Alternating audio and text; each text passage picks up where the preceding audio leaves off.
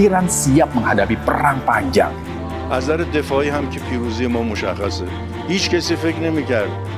Their navy is gone, their air force is gone, most of their military is gone, their big threat is gone in every way. They have no radar, they have no anti-aircraft weapons. Kalau bicara perang darat, nenek moyang mereka itu udah hatam gimana pertempuran di darat. Tidak gampang menaklukkan suatu negara yang wilayahnya terdiri dari pegunungan, apalagi Sahara segala macam, itu susah.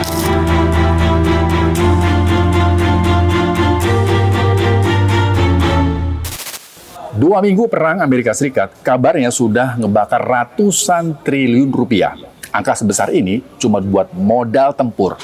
Kebayang nggak kalau jadi long game, bakal habis berapa ribu triliun lagi cuma buat perang. Bahkan sekarang nih, Amerika kabarnya nih sudah mulai nekat masuk ke perang darat untuk melawan Iran. Apa sih sebenarnya yang mereka cari? Jatuhin rezim? Nguasain total minyak di kawasan Teluk? Atau ada agenda lain yang kita semua nggak pernah tahu? Kita bakal bahas di Check Now.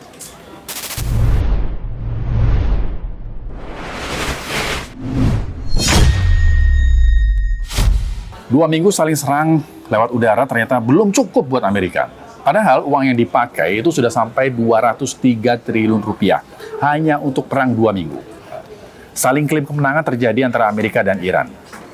Bahkan dalam kesempatan di depan wartawan, Presiden Trump mengklaim telah melumpuhkan kekuatan militer Iran. Militarily, as far as I'm concerned, we've essentially defeated Iran. I guess they can have a little bit of fight back, but not much. Not much. We've taken out their air forces, we've taken out their navy, we've taken out their air defense. There's no air defense whatsoever. Donald Trump boleh saja mengklaim kalau Amerika tuh berhasil mengalahkan Iran. Tapi yang namanya perang, saling klaim kemenangan tuh hal yang biasa. Nah, ini ada versi klaim dari pihak Iran. از نظر دفاعی هم که پیروزی ما مشخصه. هیچ کسی فکر نمی‌کرد یک کشور مثل ایران در مقابل مدرن‌ترین تکنولوژی‌ها و هواپیماها و موشک‌ها و سیستم‌های پدافندی بتونه تو دهن آمریکا بزنه که ما زدیم. Sekarang yang menarik, Amerika Serikat mulai menyiapkan tentara untuk perang darat. Ada video yang merekam tank-tank amfibi mereka keluar dari kapal Amerika untuk menuju daratan. Mobilisasi besar-besaran ini mulai terlihat bergerak menuju perbatasan. Tapi Pentagon lupa kalau Iran itu bukan Irak. Iran siap menghadapi perang panjang. شاید عرض شود که میلیون ها تن جنس خریداری شده یا بنادر هستند یا رو کشتی هستند یا در حال حمل هستند. ما با توجه به که خودمون آماده کردیم برای جنگ طولانی مدت، با توجه به شناختی که از دشمنمون داریم، آمادگی لازم ایجاد کردیم. Perang yang panjang itu kaitannya sama logistik, bro. Budget, keuangan, dan tentunya nggak sedikit. Kalau 2 minggu perang aja udah ngabisin 203 triliun, butuh berapa ribu triliun buat perang panjang. Kita simak nih analisa dari Kepala Staf Angkatan Laut Indonesia 2014-2018, Laksamana Adi Supandi. Kalau long game, kalau saya lihat, karena kebanyakan perang sekarang itu tidak mungkin masif, Pak. Karena setiap penggunaan kekuatan militer itu pasti akan mengganggu dengan operasional atau pembiayaan di dalam negeri sendiri. Nah, berkaitan dengan masalah pembiayaan itu juga krusial karena kan Amerika sendiri kan malah Mbak Dilema sekarang ada masalah ekonomi cukup berat dia juga kan. Sehingga di dalam negeri Amerika juga ada demo untuk menjatuhkan Trump gitu kan. Apalagi juga tekanan internasional karena perang Iran ini kan lebih terasa dampaknya dibanding Ukraina ya. Saya kira kalau perang sekarang menurut saya memang tidak akan dalam perang berlarut ya atau prolonged period itu. Saya kira korbannya pasti rakyat negara itu sendiri. Selain negara yang menjadi sasaran, negara dalam negeri sendiri karena duitnya dipakai perang tuh orang pasti protes gitu kan. Nah, ini masuk akal, bro. Data ini nunjukin angka yang sangat-sangat gede. Totalnya, 2 minggu perang sudah habis 12 miliar US dollar atau 203 triliun rupiah. Sehari 15 triliun, belum lagi untuk kapal induk per hari. Nah, yang harus diingat juga, Iran itu dikenal dengan bangsa Persia. Kalau bicara perang darat, nenek moyang mereka itu udah hatam gimana pertempuran di darat. Selain harus menghadapi militer Iran, pasukan Amerika juga harus bisa menaklukkan alam, pegunungan, dan gurun Sahara. Itu apakah nanti perang daratnya akan terjadi? Kelihatannya hanya semacam surprise saja, menekan daripada Iran. Yang berikutnya adalah suatu bangsa biasanya dipengaruhi oleh karakter yang terbina dalam doktrin tempurnya, fighting doctrine. Iran ini kan istilahnya cucu-cucunya dari Persia ya, daripada Cyrus Agung. Mereka mengalami suatu peperangan darat yang cukup hebat ya, karena kalau kita lihat dari peta penguasaan Cyrus Agung sendiri pada waktu zaman dulu itu sudah menguasai wilayah daratan. Memang wilayah lautan tidak nampak ya. Oleh sebab itu pengalaman perang darat ini saya kira masih mengalir dalam kehidupan ataupun karakter yang terbentuk di mereka. Sehingga Amerika Serikat akan menghadapi masalah serius di darat nantinya. Tidak gampang menaklukkan suatu negara yang wilayahnya terdiri dari pegunungan, apalagi Sahara segala macam, itu susah. Perang darat mungkin, sekali lagi ya, ini mungkin ya akan terjadi. Tapi buat Iran, Selat Hormuz tetap menjadi kunci mereka untuk mengontrol suplai energi dunia. Angkatan Laut Amerika akan siap mengawal kapal tanker di Hormuz. Their Navy is gone, their Air Force is gone, most of their military is gone, their big threat is gone in every way.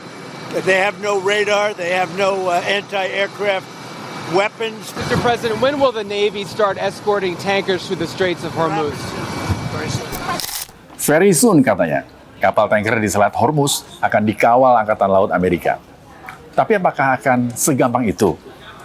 Iran udah pasti nggak akan ngasih Selat Hormuz untuk bisa mudah diakses militer Amerika. هیچ ناو آمریکایی حق ورود به خلیج فارس رو ندارن. حضور آمریکا در خلیج فارس عامل اصلی ناامنی‌های 50 سال اخیر هست. Apapun dan dimanapun perang Amerika-Iran ini, Selat Hormuz itu tetap jadi mahkota Iran yang nggak boleh pindah kepala. Nah pertanyaannya, kenapa Iran nggak adu kuat kapal perang lawan kapal induk Amerika?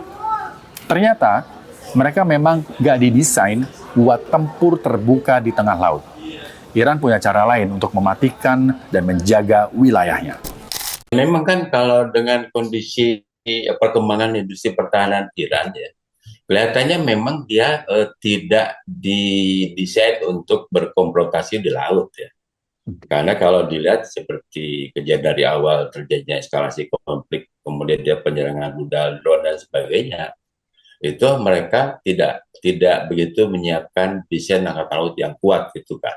Sehingga kekuatan pertahanan dia itu sifatnya adalah mobile forces ya. Misalnya kendaraan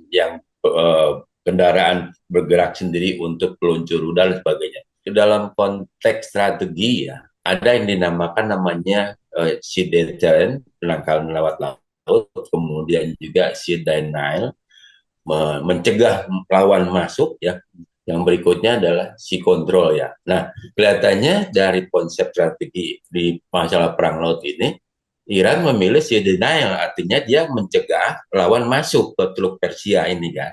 Kan rudal-rudal ini kan yang dimiliki Iran ada rudal-rudal Al-Fatah yang jaraknya 500 nautical mile, rotasi 500 kilo, kemudian ada juga rudal balistik yang kategorinya supersonik ya. Nah kalau itu menjadi satu sarana pertahanan untuk menyerang kapal induk dan juga pendaratan amfibi, itu juga akan merepotkan Amerika Serikat. Wilayah laut yang sempit terbatas itu agak menyulitkan untuk manuver kapal. Yang berikutnya lagi adalah sangat sensitif, vulnerable attack daripada pantai gitu. Nah, ini POV menarik nih dari seorang ahli. Emang benar sih, Selat Hormuz itu sempit. Jadi kapal induk Amerika yang segede gaban itu bakal susah buat manuver. Jadi akan jadi sasaran empuk rudal Fatah atau rudal hipersonik Iran dari garis pantai. Nah sekarang infonya sudah ada upaya negosiasi. Trump justru ngasih sinyal ada jalur diplomasi yang diinginkan Iran. Catat ya, yang diinginkan Iran. They want to negotiate badly. I don't think they're ready. Just what I'm hearing. They want to negotiate badly, as they should. But I don't think they're ready to do what they have to do. But I think they will be ready at some point. Nah, sekarang apa benar Iran mau negosiasi damai? Menteri Luar Negeri Iran tegas menolak kata negosiasi dan siap dengan pertempuran darat. به روی کسانی که به کشور ما تجاوز ناجوانمردانه را انجام دادند و متحدینشون ما در حال یک مقاومت غرورانگیز هستیم به این مقاومت خودمون ادامه خواهیم داد بدون هیچ تزلزلی و همونطور که بارها گفتیم دیشب هم با شبکه CBS آمریکا مجدد تکرار کردم هیچ پیامی ارسال نکردیم تقاضای آتش بس نداریم. Amerika punya kapal induk, punya jet tempur, dan anggaran militer terbesar di planet ini. Tapi Iran punya senjata yang sama kuatnya. Geografi dan Selat Hormuz. Selat sempit yang jadi keran minyak dunia. Dalam perang, nggak ada yang benar-benar aman. Bukan hanya prajurit yang di garis depan, tapi pemimpin pun bisa jadi taruhan. Nah, sekarang muncul isu. Benar nggak Netanyahu sudah tewas dalam sebuah serangan? Menurut kalian gimana? Saya Rizky Hasan, tetap kritis, tetap waras. Merdeka!